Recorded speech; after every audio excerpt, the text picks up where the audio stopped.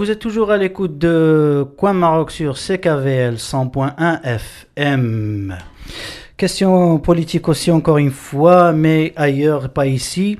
Déjà, la guerre des campagnes électorales discrètes ou bien à d'avant-première s'est lancée au Maroc entre partis qui sont au gouvernement et partis qui sont aux oppositions. Déjà des événements qui se sont lancés puis préparés, déjà des rencontres, déjà des assemblées, ça commence à bouger puisque les prochaines élections législatives seront le mois de septembre prochain, le mois de septembre 2016. À cet effet-là, il y a un bon sujet très pertinent que les résidents marocains à l'étranger éparpillés dans le monde, c'est la revendication de leur droit de vote et participation à la décision électorale au pays d'origine qu'est le Maroc. Pour ce débat-là, on va essayer de joindre les idées un petit peu et de voir une partie et l'autre. La première partie, c'est Monsieur Bouchaïb Barouk. Bonsoir, Monsieur Bouchaïb. Bonsoir. Et aussi, l'autre partie, on a Monsieur Mbark Qaddouri. Mbark, bonsoir. Bonsoir, salam alaikum. Marhaba, Mbark. Merci. Un petit peu au micro, Mbark. Donc, mes deux invités, c'est je peux dire que c'est une double face pour une seule monnaie. Le cœur est marocain, l'esprit est marocain, toujours originaire, toujours un fort attachement au pays d'origine, mais une personne a choisi de vivre sa vie ici dans son pays d'accueil, là où il a commencé à bâtir sa vie. Et je vais les présenter en plus de détails tout à l'heure. Et appliquer, investir, jouir de tous ses droits comme étant canadien, mais c'est pas un genre de déracinement de son attachement à son pays d'origine qui est le Maroc. Et M. Bouchaïb Mbarak, c'est quelqu'un qui revendique toujours le droit de vote marocain et la parole. M. Bouchaïb Barouk, pardon. Exactement, oui. Qui revendique toujours l'application et le vote, le droit de vote aux élections et la participation aux législatives marocaines. Bouchaïb Barouk, c'est un hôtelier de profession, carrière de plus de 40 ans. C'est une personne fondatrice et activiste de conseil des Marocains au Canada et au Québec. C'est le premier Marocain actif en associatif et qui a participé au deuxième dans des émissions telles que l'émission Liqa. C'était en 92. Et il a une connaissance, il est toujours actif sur les relations du travail syndical. Bientôt, c'est quelqu'un qui est très social. Et puis, il est conseiller en affaires internationales Afrique francophone, plus de 40 ans au Canada, là où il n'a rien laissé au hasard, sur les sujets de la communauté marocaine à Montréal. Il a développé un esprit de droit et d'innovation. Il répond toujours présent aux appels des événements nationaux marocains, plus précis ici au Canada. Bonsoir, c'est Bouchaïb encore une fois. Merci beaucoup. J'ai fait une belle présentation. Présentation assez correcte. Ça mérite parce que vous êtes parmi les vétérans de notre communauté. Merci. Ravi de vous avoir accueilli ici. Merci beaucoup. Monsieur Mbark Qaddouri, il est prof la commission scolaire, prof de mathématiques à la commission scolaire de Montréal. Il est vice-président de la commission de la citoyenneté au parti du Bloc québécois. C'est Bouchaïb, c'est Barouk, c'est Mbark. Ouais, j'ai toute une confusion. Simbark, bonsoir encore une fois. Bonsoir et merci encore pour l'invitation. Mais bien sûr, Simbark, vous répondez. C'est un honneur de venir échanger avec vous ici. Et vous répondez toujours présent à nos appels pour participer et donner votre avis sur la situation de la communauté marocaine. Merci. Donc, comme on a dit, chers auditeurs et auditrices, les élections législatives auront lieu le mois de septembre prochain. Il y a un petit problème qui s'est évoqué depuis pas mal d'années, c'est la participation des MRE, les Marocains ressortissants à l'étranger. Les Marocains qui sont éparpillés partout dans le monde, ils ne cessent jamais de revendiquer ce droit-là pour participer au changement législatif dans le pays d'origine qu'est le Maroc. Monsieur Bouchaïb, tout d'abord, je voudrais bien avoir votre avis. Pourquoi vous vous êtes toujours attaché à ce droit-là, à jouir de ce droit-là? Merci de nous donner la parole d'abord et Ça fait félicitations plaisir. pour toute l'organisation de cette radio que nous avons besoin depuis des années. On cherche un espace où on partage avec les gens, les citoyens marocains, canadiens ici au Québec. Pourquoi je vous félicite? Parce qu'on n'a pas de lieu où on peut se rencontrer, où on peut partager, où on peut échanger pour améliorer notre vision, qu'on soit pour ou contre. Alors, pour ce point-là, je vous remercie pour ces efforts-là. Bienvenue, monsieur. Merci beaucoup. En deuxième lieu, moi, j'ai vu que je suis un ancien activiste dans la communauté. J'ai développé ce qu'on appelle un esprit visionnaire.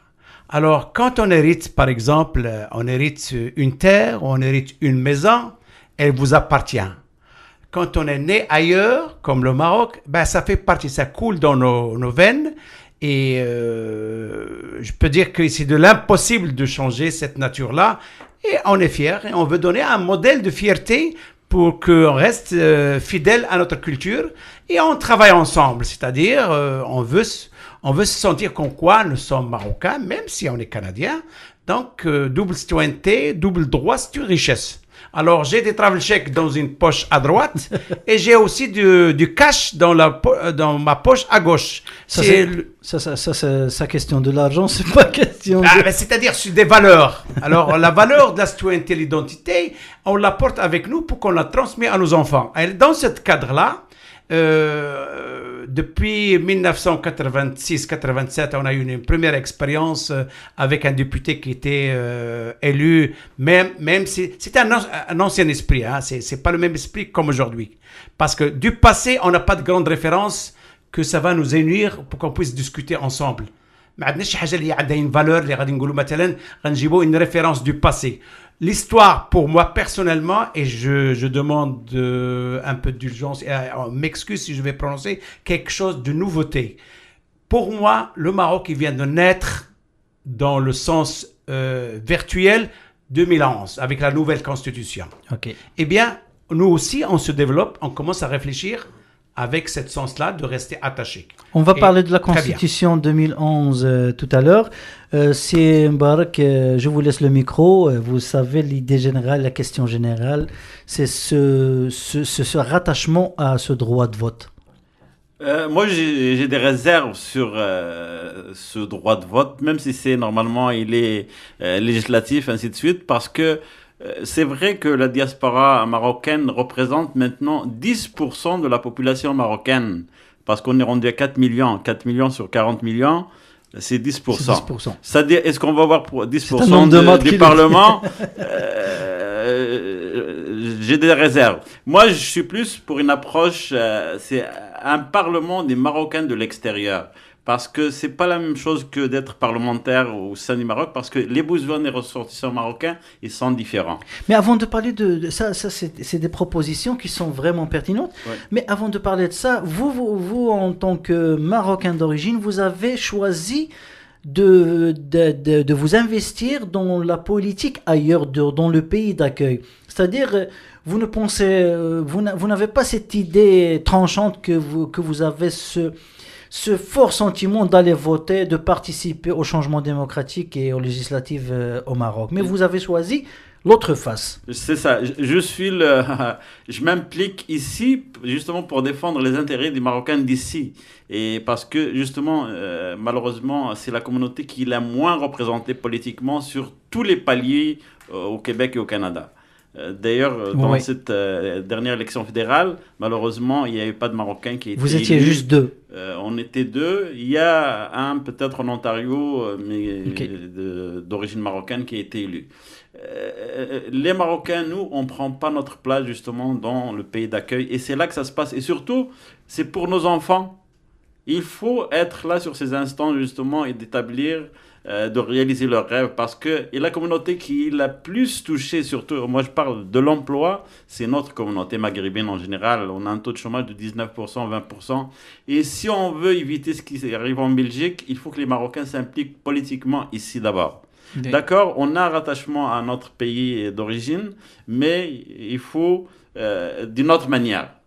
Parce qu'il y a des modèles, et justement, il y a une étude qui a été faite dernièrement par le ministre des Marocains de l'extérieur, qui veut s'inspirer du modèle turc. Et le modèle turc, c'est ce qu'il amène justement, c'est un parlement des ressortissants à l'étranger qui est plus crédible. Et les Sénégalais aussi, ils ont presque la même chose. Eux, ils ne votent pas, mais ils ont un ministère des Sénégalais de l'extérieur et ils ont justement le ministre des Sénégalais de l'extérieur que j'ai eu l'occasion de rencontrer l'année dernière.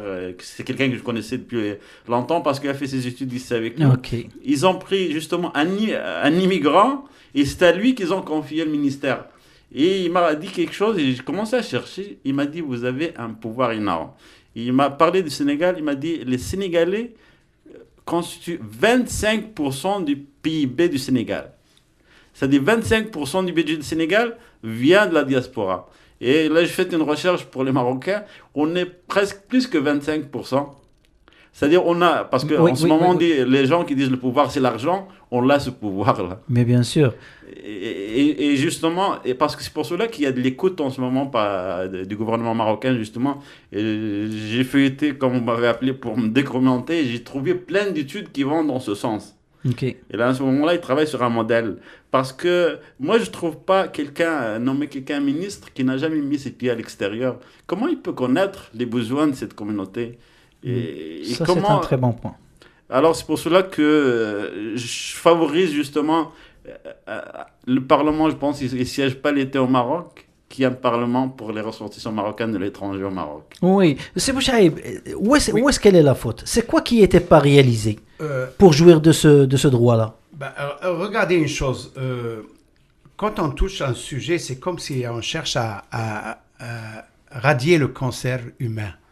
Maladie cancer. Donc, c'est un sujet qui ne sera pas traité en ni une, ni deux émissions, ni trois. C'est immense parce qu'il faut parler de la culture marocaine. Il faut parler pourquoi on cherche, je veux bien développer, pourquoi on veut développer un lien avec le Maroc. D'abord, pour qu'on soit au Canada, par exemple, on n'a jamais réussi depuis, moi, à mon arrivée depuis 1976, on n'a jamais réussi à être consolidé, ou protéger la culture. Se rassembler. Se rassembler.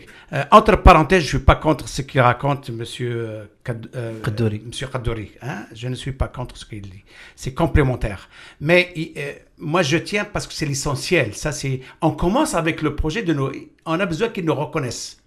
Parce que si on ne nous donne pas ce droit-là, ça veut dire qu'on est une zone deuxième classe. Ça veut dire que on ne veut pas de nous, ça veut dire il y a une crainte vers la culture occidentale. Nous, on porte la culture occidentale. Et évidemment, quand tu vis plus que 30 ans, plus que 20 ans, tu as le caractère culturel, c'est occidental. C'est sûr et certain, je vais vous rappeler quelque chose que certains ministres n'ont jamais aimé. Et même la communauté marocaine n'aime pas. Moi, j'ai toujours disais, et parmi ça, je les disais, par exemple, M. Othmani, Anis Bureau, ou tous les ministres qui sont arrivés, je leur dis, s'il vous plaît, quand vous arrivez chez nous au Canada, parlez-nous canadien. On ne m'a jamais posé la question, que ça veut dire canadien ? Ça veut dire, un politicien, quand il vient rencontrer la communauté, il faut qu'il développe la culture où on vit. Ça veut dire, on emmène un projet et on vous donne des documents d'un projet et on travaille structurel. C'est pas juste arriver, de vous écouter et sans qu'il tienne compte aucune observation, sans un suivi de travail, sans aller de bonne foi écouter c'est-à-dire les RME de chaque pays. Alors donc, on a une mauvaise tradition. Nous, ou plutôt moi, je vais peut-être utiliser le terme légal, je vais parler que de moi. Quand je dis nous, je suis témoin. Quand je dis moi, ça vient de ma profonde réflexion. Et on veut innover. Mm-hmm. Je répète ce mot-là. Innover. Nous voulons, ou plutôt, moi, je veux innover le système de relations entre les Marocains de l'étranger et celles à l'intérieur du pays. Pour qu'on puisse construire une vitalité chez حاجة حية يعني باللي le Marocain quand il يدخل المغرب كيلقى راسو محمي parce que jusqu'à maintenant on n'est pas protégé quand on rentre au Marocain. Protégé de quoi? Toutes sortes de choses. Et quand tu ne trouves pas ton droit, quand tu ne peux pas réclamer un droit dans un laps de temps restreint, On vous traite, l'administration vous traite comme tout le monde. On n'est pas tout le monde parce qu'on a peu de temps et on a un caractère distinct, c'est-à-dire un caractère de logique. Comme on demande des choses, on a besoin des gens qui nous connaissent, qui nous découvrent qui c'est nous. Nous, on ne veut pas se séparer, on ne veut pas couper le lien d'identité parce qu'on doit préparer ça pour nos enfants qui sont nés ailleurs. Alors, si j'emmène, moi, mes enfants, vous emmenez vos enfants, et là, l'accueil qui se fait dans tout le séjour au Maroc, ben, vous avez un problème, on ne vous répond pas par votre culture. On n'adapte pas le système administratif dans les besoins avec la culture des gens. Alors, ça prend des gens qui connaissent la culture d'ailleurs. Et ça, c'est une problématique. On peut en parler longtemps. Donc, on veut se sentir, on n'est pas séparés dans la loi. Mais qu'est-ce qui empêche? Alors, ce qui empêche, il y a plusieurs visions. Il y en a la vision politique que nous connaissons, que je ne sais même pas. Je vais vous donner un exemple. Monsieur Rachid Talbi Alami, le président du Parlement, la semaine dernière, la semaine dernière qui est probablement c'était mercredi ou jeudi, la date je ne sais plus, mais on est dans le mois de mars 2016. Alors, il a dit que on a réfléchi, on a discuté, mais on a passé ça à la commission ou la chambre de Sénat, sans ne pas recevoir sans ne pas avoir un commentaire. D'abord, c'était un peu présenté devant l'animateur Tijini, qui est un extraordinaire. C'est un RME. Okay. Mais on ne donne pas l'information. On nous dit non, c'est pas prêt, sans ne pas comprendre ce quoi on peut comprendre leur problématique, et nous, on offre des solutions. Et le projet, il n'est pas définitif. Le projet qui nous intéresse, que j'essaie de faire la promotion pour qu'on puisse avoir un vote, c'est pour garder le lien émotionnel et en droit. Et ne contraire pas les lois locales, c'est-à-dire du Canada. Nous, on est au Canada. Donc, on vit notre citoyenneté complète. On n'est pas en short là-dessus. Je vais vous revenir, c'est Barouk, sur cette double personnalité, vivre ici et ailleurs, et penser ici et penser ailleurs. Mais j'aimerais bien que M. Mbarak participe avec nous dans cette... C'est quoi, d'après vous, vous êtes un politicien ici, mais d'après vous, c'est quoi qui n'a pas marché dans cette... Parce qu'on a la Constitution de 2011 qui a exigé que les Marocains, qui a exigé encore une fois que les Marocains, parce que c'est un droit qui existait depuis le temps, mais qui a exigé encore une fois et avec des formalités que les ressortissants marocains éparpillés de le monde participent dans le vote pour le changement démocratique du pays. C'est quoi, d'après vous, c'est quoi qui n'a pas encore été réalisé ou bien changé? Il y a un double problème, d'après moi. Le premier, c'est l'éparpillement, justement. Les ressortissants marocains relèvent de 4 ministères. Déjà au départ, il y a un problème. Et on rappelle le ministère. Il y a le ministère des Affaires extérieures. Et il y a le conseil aussi. On va parler de ces exécutifs. J'ai pas les noms exacts, mais les exécutifs aussi, oui. D'après mes vérifications, on relève de 4 ministères. Et c'est le même éparpillement aussi de nos associations ici. Il y a tellement d'associations marocaines, et ce qui est dommage, parce que le gouvernement marocain, j'étais surpris avec les montants d'argent qu'il donne à ces associations. Alors, comment on peut aller voter pour un député au Maroc? On ne vote même pas pour les associations. Oui. On a des associations qui ont des trônes.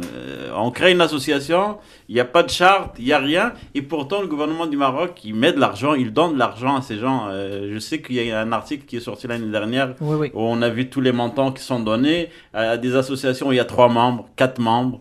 J'ai fait aussi une émission là-dessus, oui. Et c'est regrettable. Oui, donc, regrettable. Si on veut réclamer quelque chose du gouvernement du Maroc, d'abord, il faut qu'on donne l'exemple. C'est ça. Il faut que nos associations soient fédérées, démocratiques et transparentes. Bien sûr. Et une fois tout ça fait, on va avoir un poids. Et aussi, c'est la question, comme j'ai dit tout à l'heure, le fait qu'on représente 10% de la population du Maroc. Normalement, si on suit le vote, on a le droit à 10% de la représentation parlementaire. Et comment on peut aller chercher des députés à travers à travers le monde. Et ce qui est à notre avantage, on a une fiche parfaite. C'est-à-dire les ressortissants marocains, 4 millions, c'est un pays. C'est un pays, bien sûr. Et on est classé le 7e. Tout à l'heure, j'ai donné un argument monétaire. Et j'ai un autre. La diaspora marocaine est la 7e au monde dans le transfert d'argent. Ça, c'est le transfert qui est légal, qui est notifié par des banques, sans les montants qu'on envoie avec nos amis, ainsi de suite, qui n'est pas... Ça pourrait nous classer 3e ou bien 2e. Exact, ouais. Alors, c'est-à-dire, s'asseoir devant n'importe qui, un représentant officiel du Maroc, c'est-à-dire notre fiche est parfaite. Et on a un pouvoir monétaire et numérique aussi, comme j'ai dit, on est 4 millions. Mais moi, je ne suis pas, comme j'ai dit tout à l'heure, l'approche d'élire quelqu'un, on n'est pas au Maroc. On ne paye pas d'impôts au Maroc parce que normalement, même la loi, c'est ça le litige, même si la loi est adoptée, normalement, pour qu'il soit électeur, on dit c'est un payeur de taxes, c'est un payeur d'impôts. Les ressortissants marocains, on ne paye aucune taxe au Maroc. On ne participe pas à l'économie du Maroc. Avec une participation qu'il faut justement, M. Bouchri a mentionné tout à l'heure quelque chose et j'aimerais bien renforcer ce que le Maroc peut offrir aux ressortissants marocains, c'est une garantie d'investissement. C'est malheureux, l'investissement des ressortissants marocains maintenant de l'étranger est à 37% dans l'immobilier, c'est-à-dire dans des maisons vides, fermées. Pas dans le commerce. Ils ne sont même pas loués. On est à 5,1% dans l'entreprise. Pourquoi? Parce qu'il y a le risque. Oui. Si la Turquie, justement, il offre une garantie. Il y a une certaine et si vous permettez, une certaine instabilité de la personne résidente à l'étranger. Oui, mais parce qu'il n'y a pas de garantie. Oui. La Turquie, depuis qu'il a offert une garantie d'investissement, des investissements des ressortissants turcs à l'étranger, c'est le moment où la Turquie a atteint le 9-10% de taux de croissance mondiale. Voilà. Il était deuxième avec la Chine était première et la Turquie était deuxième. Et bien voilà. Et c'est-à-dire, nous, si le gouvernement marocain bouge et donne une garantie d'investissement aux ressortissants, on va être dans l'entreprise et dans le secteur privé. Et c'est tous les Marocains qui vont en profiter. Et Sibou Chaïb, M. Kaddouri a évoqué des points très très pertinents, oui, parmi lesquels il a évoqué le terme de cette éparpillement plutôt de nos confrères marocains éparpillés dans le monde. C'est-à-dire, c'est difficile de les réunir et comment leur donner pour jouir de leurs droits. Ça, c'est très important. Comme on dit, l'exemple qu'un jour j'ai entendu dans l'enseignement, l'éducation ou l'enseignement des écoles, ils disent il n'y a pas de mauvais élèves, mais il y a simplement un mauvais outil. Ok. Un mauvais écouteur, un mauvais entendeur. Voilà. Alors, ça veut dire quoi? On a appris, je rends hommage le Québec et le Canada par une expression, ce qu'on appelle de bonne foi. Ça, je rends hommage, je le répète tout le temps. Dans ma recherche ma volonté, je suis un passionné de la recherche sur la communauté marocaine et la politique marocaine. Eh bien, un pays, il est géré par certains principes.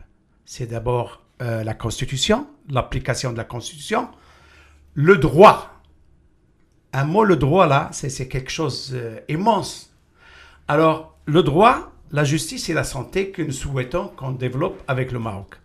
Maintenant, nous, on a une expertise, mais les gens à l'étranger, on a une expertise qui est maniable, c'est-à-dire qu'on peut l'adapter selon la volonté et les moyens de l'État. Mais sauf qu'on refuse, parce que les parlementaires, les gens de la politique du Maroc, ils ont une culture, ce qu'on appelle de brouillard. Tu ne sais pas où tu es.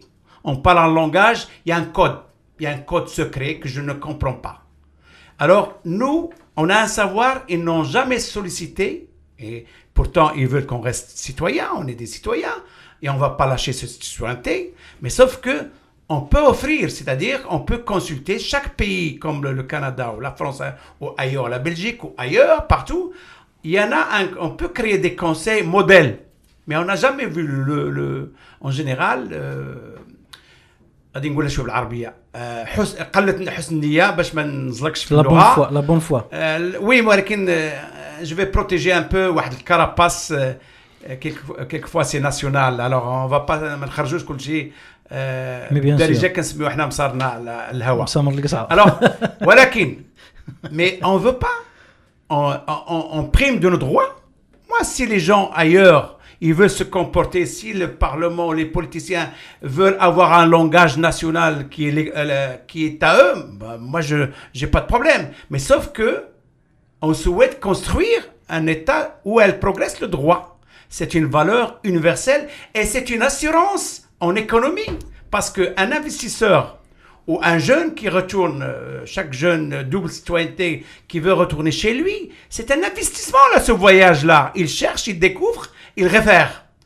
Alors, si je prends un exemple d'un ami, il est allé à Essaouira, parce qu'il porte le nom marocain, ils doivent être fiers qu'on l'a gardé. On l'a harcelé par la police. Quand il était retourné ici, le gars, il a dit « Monsieur, papa, je ne retournerai jamais. Oublie le Maroc. » Alors, ce problème, laissez-moi de donner vous un petit détail que notre ami il a développé dans la discussion. C'est les associations ici au Canada. C'est vrai qu'on n'a jamais réussi à construire une organisation exemplaire. Crédible. Notre association des familles marocaines au Canada, que je suis membre fondateur depuis 90, juin 90, nous étions les seuls qui on a essayé de construire un esprit à la canadienne. Nous étions sabotés par le consulat, quand je dis saboter, c'est pas du mal direct, c'est-à-dire on nous encourage c'est le pas. Mot, c'est pas encourager, c'est ça. Et aussi par le gouvernement, par les ministères, RME aussi, que c'était, moi j'ai connu le ministre Rafiq Haddaoui, le premier ministre de RME, ça a été en 90, ben, elle m'a dit, textuel, elle m'a dit, Bchaïb, quand j'étais dans son bureau, je faisais la promotion de mes poches et bénévoles, il m'a dit, s'ils ne veulent pas se réunir les Marocains, ben laisse-les. Va t'occuper de tes affaires. Alors, je vais vous donner un peu l'esprit de l'ancienne, la culture de l'ancienne. C'est un esprit culturel que je ne suis pas fier de le porter avec moi. Moi, j'ai créé de nouveau. C'est pour cela que je suis encore bénévole jusqu'à maintenant. Bientôt, on va dire 35 ans bénévole dans le jusqu'à la mort. Et jusqu'à la mort, possiblement. Alors, voilà ce que j'ai dit. Monsieur, vous êtes payé. Mais moi, je suis bénévole. Moi, je n'ai pas de conflit. Moi, je veux créer un esprit nouveau pour les Marocains. Et on continue jusqu'à aujourd'hui. Alors, on va épargner les détails du passé parce que nous étions en période de construction, d'apprentissage. Okay. Mais 40 ans, on n'arrive même pas à consolider ici. Et pourquoi, vous pouvez me dire pourquoi vous n'avez pas réussi? D'abord, on n'a pas changé la mentalité. Le Marocain, il est resté parrainé. On le parraine que par l'État. Ça prend le gouvernement, ça prend le consulat, ça prend l'ambassade, ou ça prend d'autres, mais pas lui. Lui, il n'est pas promoteur de projet. Ils n'ont pas eu la culture d'innover, avoir une vision et participer. Ils ne sont pas ce qu'on appelle de la précaution. On ne voit pas loin. Si je tombe, on agit sur le pif au lieu de prévoir, avoir par exemple, avoir une assurance de voyage, avoir le droit de passer son séjour en toute tranquillité, avoir la tranquillité de récupérer ses dossiers de l'État au Maroc, sa maison ou son appartement ou son héritage. Non, on ne voit pas ça. On agit au pif et ça, c'est malheureux. Alors, ce que je fais, ce que j'essaie de donner, c'est le contraire. Il faut qu'on travaille avec le savoir-vivre, avec le savoir culturel. Donc, en commerce, si tu n'as pas de vision, tu ne peux pas aller loin. En diplomatie, il y a deux détails. On va parler de la diplomatie. Je peux finir avec ça? Deux, parce que je ne veux pas le perdre là. En 20 secondes. Oui, en 20 secondes. Alors, la diplomatie, c'est prévoir, être visionnaire. Le deuxième point, quand tu dis une parole, il faut que tu l'exécutes. Okay. Alors, ces deux détails-là, si tu ne l'es pas en diplomatie, tu es zéro, tu ne peux pas gagner crédibilité. Merci. On va parler de la diplomatie, puis de la représentation et la représentativité et le droit de vote après continuer ce débat, mais après la pause. Restez branchés. Merci. Et vous êtes toujours à l'écoute de Coin Maroc sur CKVL 100.1 FM. Et toujours notre débat sur le droit de vote et la participation aux changements législatifs au Maroc les élections qui se tiendront le mois de septembre prochain. Je renouvelle mon salut et mon remerciement à mes invités, Monsieur Mbark Douri du Bloc québécois. Bonsoir. Marocain d'origine, à le rappeler. Et aussi Monsieur Bouchaïb Barouk, qui répond toujours présent aux événements qui ont relation avec la marocanité des choses. C'est-à-dire tout ce qui est marocain, il est impliqué là-dessus. Rebonsoir, Merci. Bouchaïb. Merci. Donc, on a parlé un petit peu de ce problème, de ce droit de vote qui n'est pas accessible. Mais la Constitution de 2011, qui a été déclarée en mai 2011, si je me rappelle très bien, a vraiment exigé et a vraiment mis le doigt sur le droit de vote des Marocains éparpillés dans le monde, dans la participation législative, communale, c'est-à-dire à jouir de tout son droit de participation au changement démocratique dans son pays d'origine. Chose qui n'a pas été encore réalisée jusqu'à date. Des mécanismes ont été mis en place, mais jusqu'à présent, toujours, ça n'a pas été réalisé. On ne va pas parler tout de suite des organismes qui vont en parallèle avec ce droit de vote, mais on va parler de ces mécanismes-là et c'est quoi qui n'a pas laissé à ce mécanisme-là de se mettre en valeur et en exécution. Monsieur Mbark, est-ce que vous avez une idée sur ces mécanismes-là? Pour même la nomination du ministre, qui est ministre des RME, c'est quelqu'un qui n'a pas été élu. Alors, moi, c'est pour ça que j'ai des réserves sur le vote, même si la loi existe. Parce que des fois, on adopte une loi, mais quand on se rend à l'étape pour la rendre opérationnelle, il y a des difficultés. J'ai mentionné tout à l'heure, vraiment, on est à 10% de la population marocaine. Ça va être quoi la représentation? Est-ce qu'on vote pour quelqu'un qui se présente dans le quartier où on habite au Maroc? Ou bien est-ce qu'on vote pour quelqu'un qui va représenter uniquement les RME? Alors c'est pour cela que moi j'ai des réserves pour ça. Et c'est délicat parce qu'il y a des pays qui ont essayé. Et j'ai des amis qui étaient très impliqués, par exemple la dernière élection tunisienne. C'est pas facile, c'est pas facile. C'est des exemples qui n'ont pas tellement réussi. C'est pas des modèles. Okay. Je sais que le ministère justement des RME, il a fait une analyse, il a comparé 10 pays.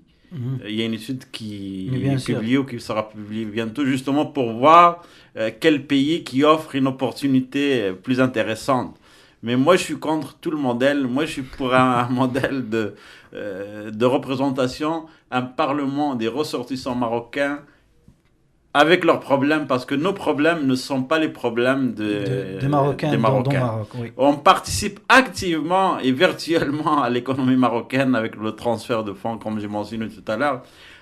Le transfert de fonds a passé de 1960 à 1990, a été multiplié par 150. Waouh! Ça, c'est des chiffres... Ouais. Et comme j'ai dit, ça, c'est les transferts officiels. Oui. Alors, c'est-à-dire... normalement, on doit avoir une écoute, mais bien avec sûr. Un autre modèle opérationnel qui représente vraiment, qui défend nos intérêts. Parce qu'en ce moment, comme je dis, nos problèmes, ce n'est pas les problèmes des Marocains qui sont... je sais qu'il y a une écoute en ce moment du gouvernement marocain. Je sais même qu'il y a maintenant du budget pour inviter, parce que le Maroc est un mouvement et tant mieux, il y a une économie qui essaie de compétitionner avec l'Occident, c'est très bien. Et justement, certaines études démontrent justement c'est l'apport des RME. Et il y a maintenant des fonds où ils recrutent beaucoup de consultants, des ressortissants marocains. Il y a même une analyse qui a été faite pour les RME, pour les classer par diplôme. Il y a une base de données qui est offerte aux entreprises pour aller chercher l'expertise chez les RME dans n'importe quel domaine.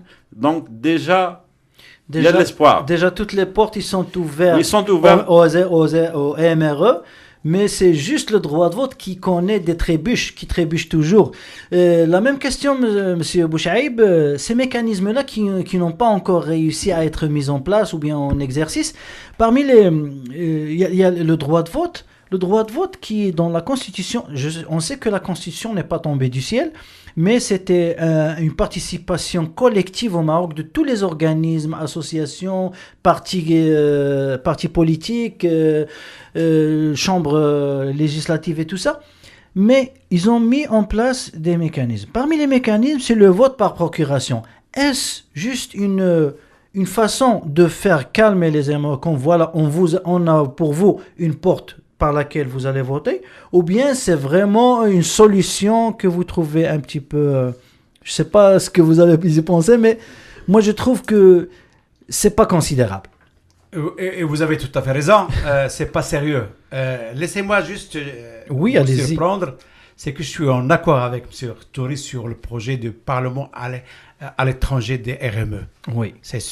Voyez-vous, moi je peux être 100% d'accord avec lui. Alors donc, au départ, on est d'accord sur ce point-là. De toute façon, on est d'accord sur plusieurs points, mais celle-là, c'est majeur. Mais c'est la première fois que vous nous donnez le droit de parole. On n'a jamais eu de droit de parole ni d'analyse, et on n'avait jamais des gens qui sont intéressés à venir chercher, ramasser ce qu'on appelle une collecte de besoins des RME. On a le conseil, qui est un conseil, n'oubliez pas, surveillez le mot que je vais utiliser, appointé. Toi, tu vas faire ça. Donc, le moment quand tu dis, toi, tu vas nous emmener ou tu vas travailler dans le conseil, ce n'est pas démocratique et ce n'est pas aussi futuriste. Ce n'est pas du respect. Tu envoies quelqu'un, il est conflit d'intérêt. Alors, tout projet qui est conflit d'intérêt, il ne donne pas de résultat. Maintenant, si j'ai choisi de dire... Qu'est-ce que vous voulez dire par des... conflit d'intérêt. Oui. Conflit d'intérêt, ça veut dire... entre moi, je te paye, ok, et tu vas faire ce que je te demande, mais dans la pratique, on va faire le théâtre. On ramasse l'information du théâtre, et ça fait la publicité pour les ministres, pour les conventions. C'est juste pour faire du show. Mais on ne traite pas le virus. les vrais sujets. Les vrais sujets, on ne le traite pas. Probablement, j'imagine qu'ils ont peur parce qu'on a un autre langage. Là, je ne suis plus au Maroc 40 ans. Je ne peux pas vous parler un langage de l'Hadiswaloum ou la Tinchtuka ou la dial Maratfin. Je vous parle avec un langage canadien. Okay. Et si vous voulez faire, si on veut participer ensemble, on doit se rapprocher et on doit se comprendre. Et on est prêt à collaborer. On sait qu'on ne sont pas tous parfaits. Mais ce qui nous intéresse, c'est le projet. J'ai dit qu'on est pour le vote. C'est vrai que c'est complexe pour le vote. Moi, je ne veux pas voter ni pour un parti là-bas qui ont leur dimension culturelle à l'intérieur. Je le respecte. Là, entre parenthèses, M. Boujaïb, permettez-moi, quand vous dites vous avez quitté le Maroc de plus 26 ans. 26 ans. Et vous êtes, c'est-à-dire, vous êtes loin de connaître un petit peu les gens de la politique là-bas, les partisans actuels là-bas. Mais est-ce que vous trouvez ça normal que vous allez envoyer une procuration à quelqu'un pour voter sur un parti dans lequel vous ne connaissez personne? Alors, si je vous dis, moi je fais un peu le coaching culturel. C'est pour ça que je suis toujours présent partout pour que je donne ma version des choses, que les gens découvrent autre version. Alors, on ne peut pas faire ça, ce n'est pas sérieux. Est-ce que c'est légal? C'est pas légal. Là, avant tout, légalement, c'est légal. Mais par procuration. Logiquement, c'est par la Constitution, parce que j'ai l'article 27.11 qui dit ça par procuration. La personne procurée au Maroc peut voter 2 fois pour soi-même et pour vous autres. Okay. Donc c'est une mais pour moi c'est de la considération, je trouve pas. En anglais, on dit ça doesn't make sense. Ça fait pas de sens. Voyez-vous? Exactement. Mais évidemment, c'est illogique. Moi, je suis un personnage où j'ai appris qu'on dit en droit, on dit tous les mots ont une valeur. Et quand tu apprends le droit, quand tu lis un texte, il doit être actif et applicable. Alors, le passé que j'ai connu avec les Marocains, moi, j'ai découvert les Marocains à Montréal. Au Maroc, j'ai quitté 26 ans, je ne savais rien du tout.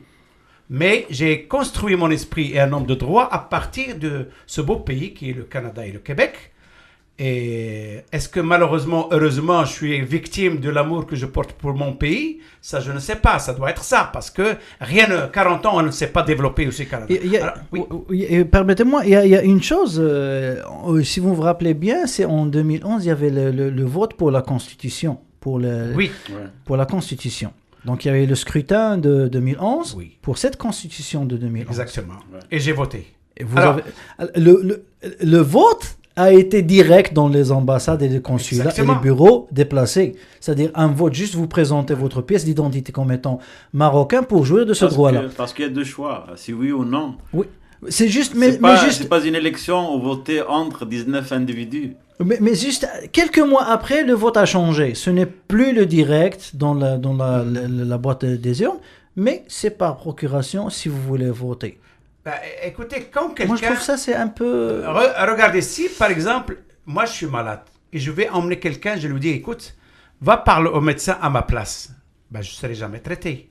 Alors, quand on veut emmener une culture qui n'est pas adaptable avec les pays d'accueil, ben, écoute, depuis 30 ans que j'écoute, les RME, ils ont des valeurs, ils ont des idées de valeurs. On a simplement, qu'est-ce qu'ils attendent? C'est simplement qu'on arrive et on développe un outil. La politique, c'est le développement. On crée des lois spécifiques. On peut écrire tout ce qu'on veut. Vous m'avez dit, c'est le vote illégal, mais il est bidon. Oui. Moi aussi, je peux mettre dans une convention des articles qu'on peut signer ensemble, mais qui ne sont pas applicables dans le quotidien, ni en droit, ça serait difficile à défendre. Mais la Constitution, c'est pas un pacte. La Constitution, c'est pas un partenariat avec n'importe qui. La Constitution, c'est un projet. C'est un pays, oui. C'est l'image d'un pays. Il y a des articles qui ne sont pas descendus encore. Les lois organiques, ça n'a pas marché, ou les parlementaires ou les commissions, ils ont, selon leur... Je ne sais pas, on ne nous a jamais parlé pourquoi. On ne nous a jamais dit, voilà notre problème. Pouvez-vous nous aider à développer ce problème-là, ce problème de vote? Donc, ça vient de là parce que ici, vous parlez du Canada ou du Québec, peu importe le Parlement, le législateur, quand il légifère, quand il y a une loi, il faut voir combien d'étapes il passe cette loi, par qui ça passe. Il faut que ça soit... moi, j'ai contesté un règlement à Ville de Laval et je l'ai gagné parce que justement, il ne répondait pas à la loi, parce que les questions qu'on pose au Conseil... Un exemple, une parenthèse. Les questions que les citoyens posent, c'est pas compatible. La présidente du Conseil demande qu'il soit écrite. J'ai dit, madame, il est analphabète, qu'est-ce qu'il va faire? Alors, le législateur, justement, dans la loi sur les municipalités, c'est que la question peut être verbale. Parce qu'il y a des analphabètes et quelqu'un ne va pas venir devant le micro et dire, madame, je pose ma question verbalement parce que je suis analphabète. Mais le législateur le protège justement. C'est pour cela, j'ai gagné ma cause. Et maintenant, on peut arriver à la ville de Laval et poser sa question. On n'a pas besoin d'écrire. Et en plus d'arriver à dire, parce qu'avant, dans le règlement, il demande que les questions soient écrites avant. Je sais la stratégie, c'est pour préparer la réponse et de la remettre avant. Alors maintenant, on peut arriver au micro et d'improviser, donner sa question et de la développer au fur et à mesure des réponses. Alors, c'est pour cela, c'est cette étape justement qui manque dans les lois marocaines, c'est qu'il n'y a pas d'étape d'analyse. C'est pour cela que je dis sur la loi qui a été adoptée en 2011, qui donne le droit de vote, il n'a pas fait ces étapes parce que ce n'est pas opérationnel. Combien de députés, si on analyse la répartition des ressortissants marocains à travers le monde, comment ils vont être représentés? Est-ce qu'ils vont être représentés par des gens qui sont marocs, ici, ainsi de suite? C'est pour cela que moi, je favorise, et pour ne pas décourager M. Bouchev, d'aller par étapes. Juste d'abord, commencer par demander que le ministre des Affaires extérieures soit nommé par quelqu'un qui a fait un certain nombre d'années à l'étranger. C'est-à-dire qu'il connaît les problèmes de la diaspora. Déjà, si on gagne ça, c'est déjà une étape. Parce que comme le ministre, il n'a pas besoin d'être élu, il peut être nommé qui vient des ressortissants marocains. Parce que les Français aussi... Ils ont ce programme-là. Mais eux, ils ont des représentants par région. Et les gens votent ici pour ce député. Le problème, c'est que, si vous permettez, par exemple, on prend le ministère des Marocains à l'étranger. On est au 3e ministre depuis l'arrivée de la Constitution 2011. Plus que ça. On est au 3e. Non. Vu que je suis passionné, je vais vous citer un peu. Non, c'est juste, moi je parle depuis la nouvelle... Non. Ce que je voulais dire, c'est que depuis la nouvelle Constitution de 2011, on est au 3e ministre, c'est-à-dire... est-ce que vous ne trouvez pas que c'est la faute du gouvernement qui n'a pas lancé ces mécanismes-là, ou bien c'est voulu de ne pas être lancé ou bien mis en exercice? Alors quand on parle... 6 ans, on est 5 ans de depuis l'arrivée Exactement. Vous avez raison, mais surtout, on avait l'espoir sur le gouvernement de M. Karim, Ben Kiran. Alors, c'était probablement c'est le premier modèle comme ministre. Oui, mais entre parenthèses, c'est que les gens qui ont débarqué, qui ont commencé la nouvelle constitution en partie avec c'est-à-dire en majorité avec le parti au gouvernement, sont à l'opposition maintenant. C'est-à-dire... Okay. Alors... parce qu'il y avait un remaniement ministériel... Quelque part, quand on veut faire un grief et on dépose une plainte, il faut qu'elle s'adresse à quelque part. Oui. Et actuellement, je crois que mon ami va être d'accord avec moi, c'est le gouvernement actuel qui est censé de voir tous les dossiers qu'il doit présenter et qui doit répondre sur les promesses de la population. Je ne suis pas spécialiste du Parlement marocain, mais ça doit être le gouvernement qui doit prendre les doléances Talabat le Maghreb al-Kharij. C'est eux qui gèrent maintenant, c'est eux, c'est pas le Parlement qui doit faire ça. Alors, quel mécanisme المشاكل هما نحترموا المشاكل ديالهم والوضعيه ديالهم الى اخره لانه c'est un corps qui vit avec les éléments de la place. Alors la culture de la place. Mais ce que nous souhaitons et surtout moi que je rêvais de j'ai assez travaillé ici pour développer l'esprit marocain et les associations, c'est que je voulais qu'on fait quelque chose parce que bientôt je serai peut-être je suis dans la retraite par proportion, mais je veux avant de partir, de quitter ce monde-là, au moins quelque espoir.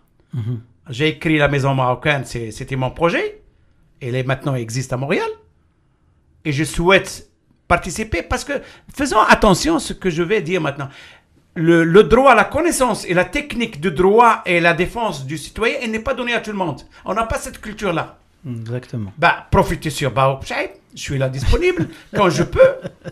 Profiter. Et moi, je vais référer des gens qui ont le mécanisme comme Serge Touré, je viens de le découvrir. Malheureusement, 35 ans, je ne sais pas où il était caché. Mais en tout cas, il est là. Alors, on travaille ensemble comme on travaille avec le Québec et le Canada. Je suis membre du Parti libéral du Canada. On m'envoie chaque soir un communiqué. Alors, on veut faire la même chose. On va produire un nouveau produit quitte à le réformer constamment avec l'avenir. Qui est-ce qui est la cause pour que ce vote ne soit pas électronique comme ici? On vit au Canada, mais on vote électroniquement. Il n'est pas électronique au Canada. On peut voter sur Internet. Non. Tous les paliers, on vote avec un bulletin officiel. Ouais. Mais on reçoit une lettre chez nous, puis vous cochez. Pour le recensement. Non. Tous les votes municipaux, provinciaux et fédéraux, c'est un vote manuscrit. Ok. Donc, y a-t-il pas... Il y a de la possibilité. Il y a de la possibilité de trouver solution. C'est la bonne volonté qui nous manque. Mais il y a de la possibilité parce qu'on peut rajuster toute problématique, on peut trouver une solution. Alors, on est dans l'ère où les solutions sont disponibles. Donc, il ne faut pas juste prétendre qu'il y a... Si je vous demande, je vous demande, voilà, je vous donne ce droit de voter. Lequel vous allez opter pour? D'abord, on veut la bonne volonté pour qu'on vote. Et après, on va dire... On va parler de la bonne volonté qui moi, je vois que c'est la cause des partis. C'est pas ça la question. La question, c'est pour qui vous allez voter. Je vais parler de ça parce que c'est pour ça le problème de la loi. Et j'ai une réponse là-dessus. Donc, ma question était, si je vous donne ce droit-là, lequel des moyens que vous allez opter, que vous souhaitez avoir? D'abord, on va voir moi comme conseiller, comme chercheur, comme observateur. Parce une proposition comme ça, oui. Je dirais qu'il faut voir ce qui est facile pour la majorité. Mais pas une solution équitable, elle n'existe pas. Mais on va surtout trouver, pas la procuration. Il y aura une commission. Surtout pas la procuration. Non, la procuration, non. Un vote, c'était un vote officiel. Tu peux pas, ça serait le trafic là-dessus, si on va le dire franchement. Oui. Non, pas de procuration là-dessus. Et d'ailleurs, ce n'est pas nécessaire que tout le monde vote. On va chercher simplement une majorité pour choisir un délégué ou un représentant, whatever le nom qu'on va donner. C'est dans la technique, c'est dans la légitimité. Il faut légitimer, c'est par vote. C'est juste, ils vont dire, vous avez voté, vous l'avez votre représentant. Point à la ligne. Ok. Je vais reprendre ce que vous avez dit à question de la représentation. Mais ici, comme étant vous êtes membre du Bloc québécois, vous êtes toujours en contact avec vos électeurs. Exact, ouais. Toute l'année. Ouais. Mais est-ce que vous ne trouvez pas que le rôle des partis au Maroc, c'est à encadrer les ressortissants? Il y a une absence, je dirais pas quasiment, mais une absence réelle et totale des partis, des événements, c'est-à-dire d'organisations, d'assemblées des partis marocains. J'ai une réponse. Aller chercher ces MRE et rester avec eux, s'assembler, parler de comment et qu'est-ce qu'il faut faire pour jouir de ce droit-là. Une absence totale de l'encadrement des partis. Pas uniquement des partis, toutes les institutions marocaines n'ont pas de respect pour leurs citoyens. On ne reçoit rien. Pourtant, on est dans le siècle des communications. Il n'y a même pas de base de données. Dernièrement, quand le responsable de la Maison du Maroc a été nommé, et je l'ai rencontré il y a 10 jours, et j'ai dit, moi, je n'ai rien reçu quand il a été nommé. Ils ont fait une cérémonie, et j'ai vu quelques photos, ainsi de suite. Et il m'a dit, on n'a envoyé aucune invitation, mais on a mis ça sur Facebook. Alors... c'est-à-dire, il faut être dans les réseaux sociaux et c'est pas crédible. Communiquer avec ses concitoyens par Facebook, je pense, c'est... Ou bien faire un parti politique sur Facebook. Voilà. C'est ça. Alors que tout est monnayable. En ce moment, les consulats, c'est des machines à sous. Ça génère tellement d'argent avec leur timbre, ainsi de suite. Je pense qu'ils peuvent charger quelqu'un pour envoyer des courriels pour un événement et communiquer avec les concitoyens marocains. Ok. Représentation. Oui, alors je sais que c'est un problématique. Avant de continuer, il y a, pour les représentations, il y a le Conseil consultatif des Marocains résidant à l'étranger, le CCME. D'après la Constitution 2011, il y avait un article, l'article 11 et 12, qui disait qui obligeait la constitutionnalisation, constitutionnalisation de cet organisme-là. Mais rien n'a bougé toujours. Rien toujours n'a pas bougé. Alors, c'est Bouchaïb. Oui, laissez-moi faire une observation d'abord. Nous, on parle de représentativité légitime légale.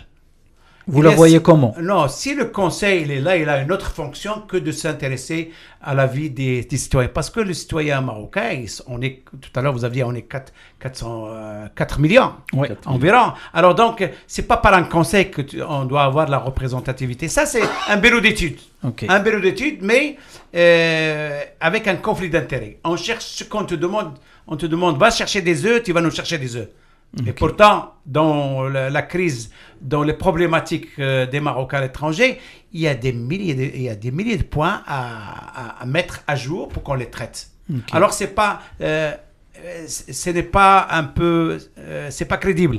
Donc, c'est vrai qu'on va avoir des problèmes de représentativité, mais le Marocain, en soi, il n'a pas beaucoup de problèmes. Ce qu'il veut, c'est avoir quelqu'un, quand il a un mal à la tête, un problème avec le gouvernement ou une administration ou quelques organismes dans l'État, on va trouver un qui va nous défendre. C'est juste ça. C'est notre délégué. S'il ne le fait pas bien, il sera débarqué par telle règle ou telle règle. Monsieur Kheddouri, le CCME, le Conseil consultatif des Marocains à l'étranger, vous avez une idée? Vous qui avez investi toute votre vie politique ici au Canada. Comme j'ai dit, moi j'ai moins d'approche. Non, c'est-à-dire je connais très bien la politique marocaine et ses différents ministères et les conseils. Je suis un peu analphabète. C'est pour ça que quand je rentre au Maroc, je parle pas beaucoup, j'écoute les autres parce que des fois je comprends même pas ce qu'ils disent, donc je respecte. Moi, je m'implique ici, comme j'ai dit tout à l'heure, en défendant justement l'intérêt de la communauté marocaine. Ici, j'ai dit mes réserves par rapport justement à ce vote. Ça. On a un petit 5 minutes qui nous reste pour finir notre débat, mais je voudrais bien parler des réserves et puis de vos propositions. Okay. Vous êtes une voix des Marocains. Parlez-y, donnez vos propositions et donnez vos réserves sur l'application de ces mécanismes-là. À vous la parole, Monsieur Barouk. Monsieur Mbark. Donc, comme j'ai mentionné tout à l'heure, moi je suis pour une approche de créer un parlement des ressortissants marocains à l'étranger. C'est des modèles qui fonctionnent très bien parce qu'ils répondent exactement à certaines questions de la diaspora marocaine, sans rentrer en conflit avec le reste de la représentation législative marocaine. Et on perd moins de temps. Et je pense, et les gens votent, on a toutes les statistiques des ressortissants marocains à l'étranger. Je pense au Canada, l'Amérique du Nord, on est rendu presque à 400 000 Marocains. Et sur les 4 millions, c'est-à-dire, on sait combien... C'est ça, on peut savoir combien on peut avoir de représentants dans ce Parlement. Oui. Et chacun va amener ses problèmes, et je pense que c'est comme ça. Il y a une écoute. En ce moment, le gouvernement marocain est très attentif pour l'apport que la diaspora marocaine ait son rôle. Parce qu'avant, c'était même avec les zmagriers, un mot péjoratif. Maintenant, je pense... il y a une jeunesse qui est dans la fonction publique marocaine qui est très attentive à l'apport que peut apporter cette diaspora marocaine. Et on peut régler nos problèmes. Parce que comme nos problèmes, quand on rentre au Maroc, c'est pas le problème de monsieur, madame tout le monde au Maroc, là, c'est autre chose. Là. Et il y a la contrainte de temps aussi. Okay. Et nos problèmes sont mineurs. C'est pour cela qu'il y a une écoute de la part du gouvernement marocain. Mais... on peut pas, c'est pour ça ça va être difficile pour aller jouer dans leur arène. Bien sûr. Avec les différentes parties. C'est plus facile pour nous. Si on peut gagner, on commence juste par nommer un ressortissant marocain comme ministre. C'est déjà... Moi, j'étais surpris quand j'ai rencontré le ministre des Affaires des Sénégalais de l'extérieur du Sénégal. Et c'est un modèle. C'est un ressortissant. Oui, il a étudié ici avec nous. Il était à l'Université de Montréal avec nous. Un exemple. Ouais. Okay. Et très efficace. Je l'ai rencontré dans le cadre du mois de Sénégal l'année dernière. Et il représente vraiment les problèmes de la communauté sénégalaise. Les solutions, ils sont là, il faut juste passer à l'action. Si Bouchaïb... C'est sûr et certain. Je le répète encore, je suis en accord avec la suggestion de M. Kaddouri. C'est le Parlement des remeux. C'est pratique. Mais je veux que les gens comprennent mon langage. Nous, on veut avoir l'espace et stimuler les Marocains à penser à leur affaire. On veut que l'État aussi contribue à cette problématique parce que c'est notre gouvernement quand on est au Maroc. Et même si on n'est pas au Maroc, on est toujours attaché à 2M, le Maghrébien, on regarde. Et moi, je suis fou que je surveille tous les programmes de développement au Maroc parce que je veux qu'ils réussissent. Et je veux même faire la promotion avec le gouvernement canadien québécois qu'ils investissent chez nous. Mais simplement, il ne faut pas que ça soit gratuit. Il faut avoir des mécanismes, il faut avoir des outils. Il faut qu'ils nous donnent un peu la crédibilité qu'on démontre notre crédibilité.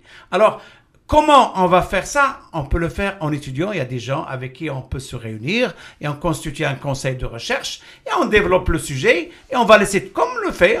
Il faut débattre et j'en suis sûr et certain qu'on trouvera quelque chose qui ne sera pas lourd pour l'État et quelque chose qui est viable. Et le mandat, il faut qu'un mandat soit exécuté par le mandataire, c'est-à-dire le Marocain, il doit dire « Toi, tu me présentes. Vous ne connaissez pas nos problèmes, notre vie. » Malheureusement, on ne peut pas vous donner ce mandat-là. Okay. Mais si on veut tricher avec le pouvoir à l'intérieur, malheureusement, l'objectif n'est pas. On veut qu'on soit win-win, gagnant-gagnant.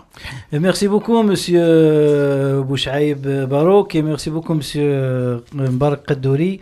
Vous êtes respectivement, Monsieur Mbark Kaddouri, prof de mathématiques à la Commission scolaire de Montréal, et vous êtes vice-président de la Commission de la citoyenneté au Parti du Bloc québécois. Merci d'avoir répondu oui à notre invitation. C'est moi qui vous remercie. Merci beaucoup, Monsieur Bouchaïb Barouk, que vous êtes un vétéran de la communauté marocaine, un fondateur de tout assemblée marocain. Vous répondez toujours présent à nos invitations et là où cmroc.com. Pardon? C'est www. Oui. cmroc. .com. Vous l'avez retenu, chers auditeurs, et c'était un débat concernant les législatives de septembre 2016 au Maroc et le droit de vote des ressortissants marocains à l'étranger. Et vous étiez à l'écoute de Coin Maroc sur C15VL 100.1 FM. Restez à l'écoute.